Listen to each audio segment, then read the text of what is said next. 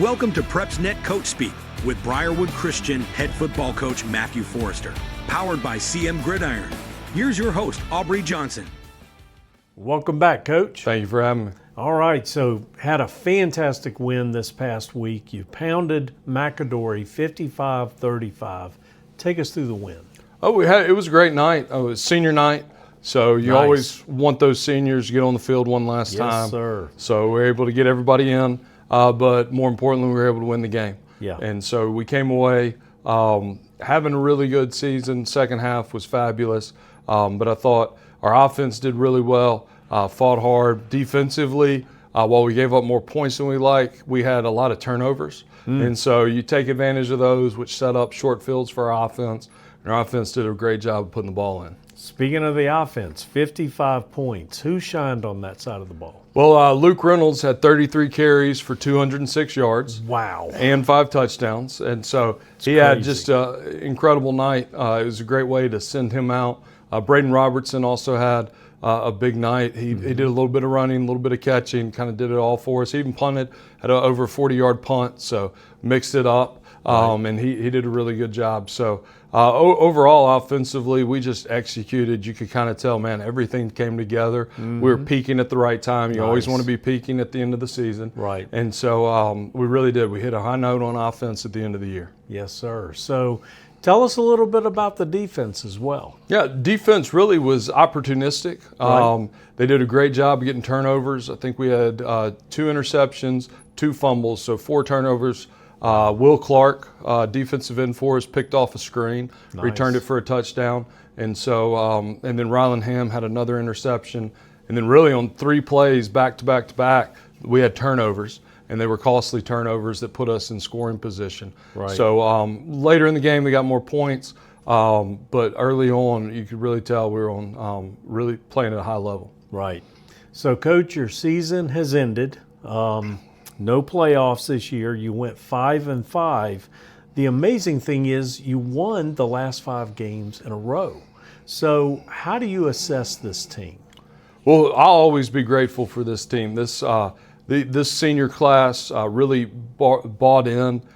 We talk a lot about control what you can control. Right. And at one point, we're sitting there, we're 0-5, and we can't worry about anything but being better. And so the practices we had all year, even from being 0-5 to being your 4th win in a row, going to play your last game, they all had a feel of improvement, that we were always getting better. And each week you saw improvement. Right. Early in the season, it wasn't quite enough to get in the win column, but we were improving and we got better. And so that's always the part you want for a team.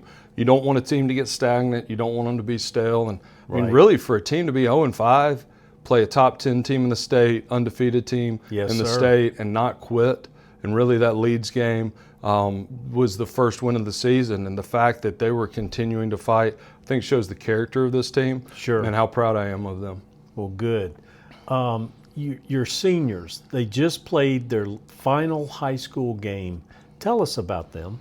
Yeah, it's a big class for us. It's 26 seniors. Wow. And so they really did a great job for 4 years of buying in, being here, being part of the process. Right. And it was fun to watch their leadership grow and develop over the course of the year.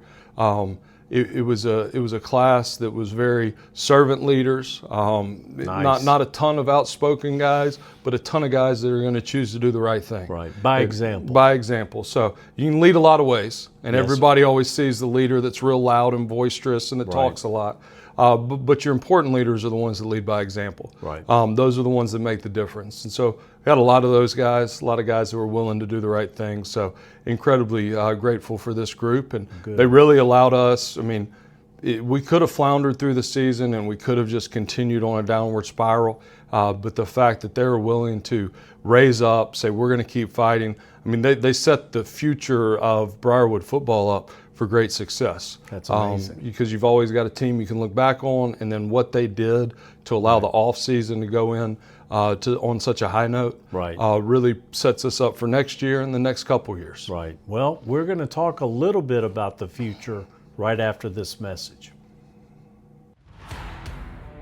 PrepsNet Coach Speak is powered by CM Gridiron. CM Gridiron is your home of fan-focused Alabama high school football. From our weekly interactive Team of the Week and offensive and defensive fan-selected Player of the Week polls to the Alabama High School Stadium Tour, player profiles, Coach of the Week features, and live in-game scoreboards, CM Gridiron is the largest fan-driven digital platform in the state of Alabama. Your team, your voice, your vote, your game. CM Gridiron. And we're back. Coach, let's talk about next year for a minute. What does this next team, what do you think it's going to look like? It'll be fascinating. We've got a lot of returning guys that have played a lot of football. Right. So that's always a good thing. Yes. Specifically on the offense and defensive lines, like the more experience you can have in those positions, the better off you are. Quarterbacks returning. So you got a lot of important pieces that are returning. But really, when you're talking about high school football, you're looking at how are the seniors going to choose to lead. Yes. It'll be 16 of them Okay. are returning, so it's a smaller group. But the fact, can they be unified?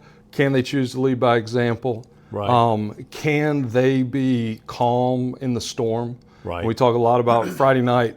There's a storm coming, and there's going to be chaos.